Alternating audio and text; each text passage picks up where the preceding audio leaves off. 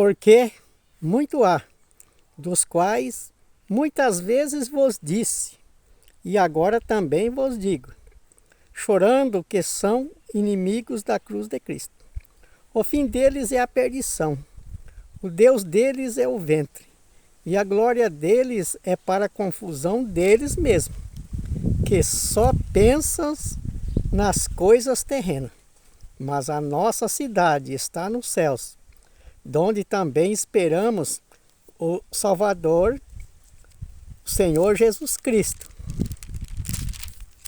que transformará o nosso corpo abatido para ser conforme o seu corpo glorioso, segundo o seu eficaz poder de sujeitar também a si todas as coisas.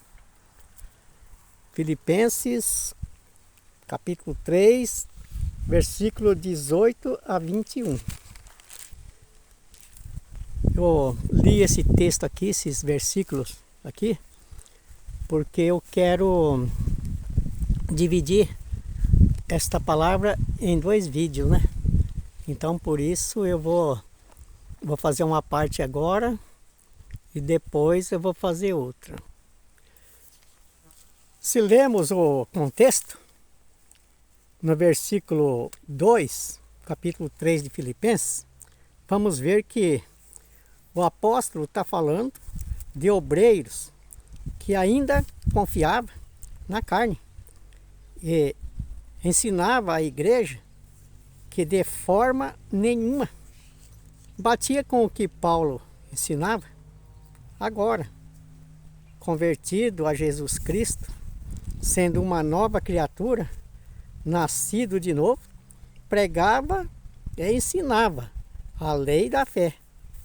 E muitos, muito preocupados, advertia a igreja e a observar que o que eles estavam ensinando estava completamente fora do contexto da lei e da fé que ele estava ensinando. Estava ensinando e aproximadamente 2000 anos depois, a igreja continua sendo bombardeada por alguns que, pensando em si próprio, continua aplicando na igreja de Jesus esse tipo de doutrina, pensando no seu próprio ventre e nas coisas seculares deste mundo. Não estou generalizando, nem julgando ninguém, porque sei que existe pessoas, homens de Deus, mulheres de Deus, neste mundo, que ensina a palavra segundo a vontade do coração de Jesus Cristo, né? Verdadeiramente o que Jesus deixou nos 4 evangelhos, escrito pelos 4 evangelistas, ditado pelo Espírito Santo.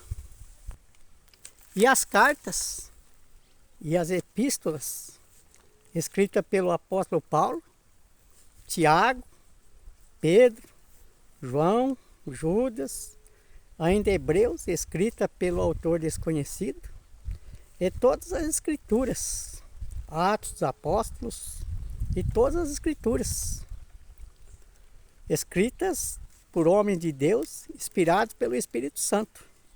Os dias que estamos vivendo na presente era, o mundo em geral é movimentado de aparência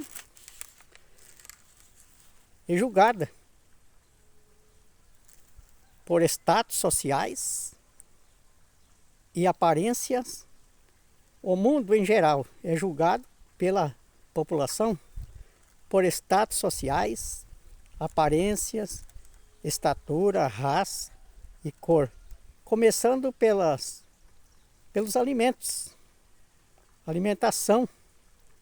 Se vamos ao supermercado, ao mercado, na seção de frutas e verduras e legumes, na hora de pegar o tomate, examina-se minuciosamente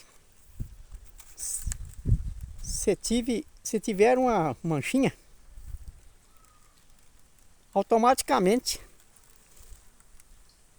este produto é descartado. Só serve se aparentemente não tiver nenhum defeito. Assim é com todas as frutas e legumes e verduras e os demais produtos que se encontra lá no mercado, que foram descartados. Os produtos, né? Aqueles produtos que foram descartados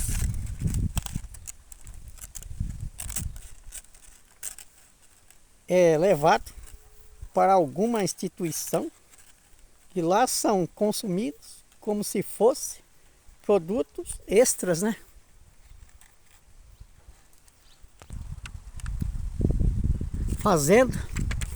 Fazendo o mesmo papel, a mesma função daquele produto de primeira que você levou para a sua casa e colocou na sua geladeira. Aquele produto que tinha manchinhas, que você descartou,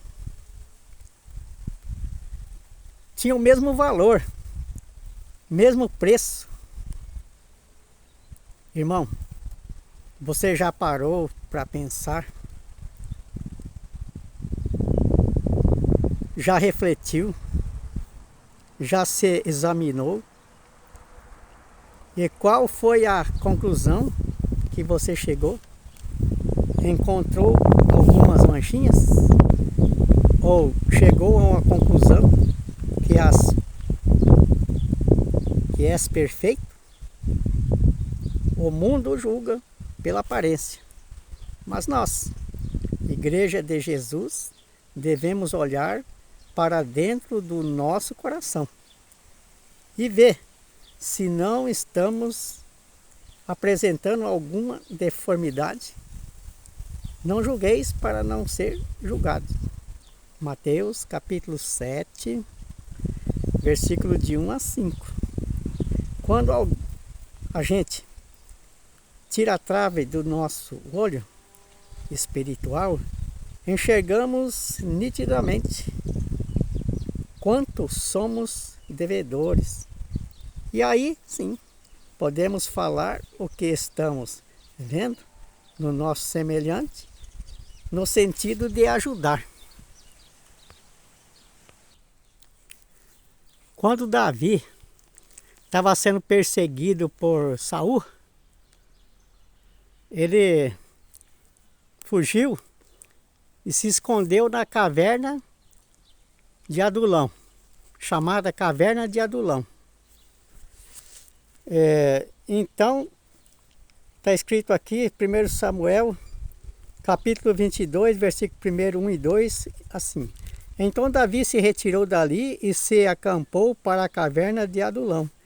E ouviram-no seus irmãos e toda a casa de seu pai, e desceram ali para ele. Então, quando os irmãos dele, alguns conhecidos dele, viu e soube o que estava acontecendo, foram lá para junto dele. E aí ajuntou-se a ele todo homem que se achava em aperto, está escrito aqui, e todo homem endividado, e todo homem de espírito desgostoso, e ele se fez chefe deles, e era com ele uns 400 homens. Eram, irmãos, pessoas excluídas pela sociedade, né? Pessoas que estavam em aperto, com problemas, com dificuldade, desprezado, desconsiderado, excluído pela sociedade, estava lá. E aí, Davi ajuntou todos esses homens e formou como se posso dizer, uma frente, um exército, pequeno exército, e se ajuntou a ele, e ele foi fazer algumas coisas, foi guerrear as guerras do Senhor com esses homens. E depois quando Davi realmente assumiu a direção do governo, esses homens foram muito importantes para ele lá no seu exército. Porque para Deus não tem ninguém perdido. Quando alguém se decide e quer se recuperar, esses homens que eram excluídos pelo exército de Saul e outras pessoas da sociedade, agora estava na elite, governando junto com Davi lá no seu exército.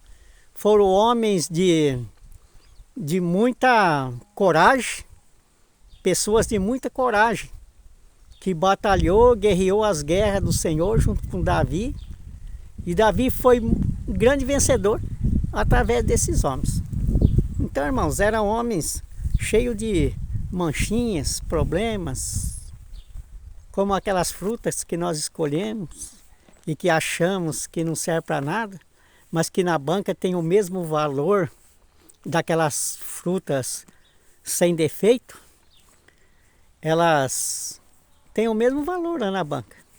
Então, quando Jesus morreu lá na cruz do Calvário, pelos nossos pecados, pelos meus, pelos seus, por todos os pecados dos nossos familiares, da sociedade, enfim, toda a humanidade que crê que Jesus Cristo nos remiu e nos tirou do lago de fogo, da perdição eterna, e nos salvou, aqueles homens cheios de problemas na sociedade, cheios de defeito, para Deus tinha o mesmo valor, como aquelas frutas cheias de manchinha que estavam na banca junto com os bons, junto com aqueles lisinhos, né? Jesus Cristo nos trata com da mesma forma. Por quê? Porque ele veio buscar e salvar o que se havia perdido. Nós também estávamos cheios de defeito, mas o Senhor Jesus Cristo nos livrou, nos redimiu e nos colocou num lugar firme. E agora cabe de nós caminhar em direção ao alvo, como o apóstolo Paulo disse: não que eu já tenha alcançado, mas prossigo para o alvo. É o que nós estamos fazendo, irmão, prosseguindo para o alvo. E vamos atrás dessas pessoas que estão sofrendo, necessitados, excluídos pela sociedade, como o pai de família mandou que convidasse aquelas pessoas, mancos, aleijados, cegos, mudos, para a festa das bodas do seu filho que ia casar. Assim Jesus Cristo também fez conosco e continua fazendo. Esta é a primeira parte do vídeo. Se você gostou desse vídeo, irmão, por favor, deixa um joinha para mim aí, que vai me ajudar muito, vai me inspirar a fazer outras mensagens, para que nós possamos ver se de alguma maneira, através da nossa pregação, o Espírito Santo venha convencer mais pessoas para o redil das suas ovelhas. Amém.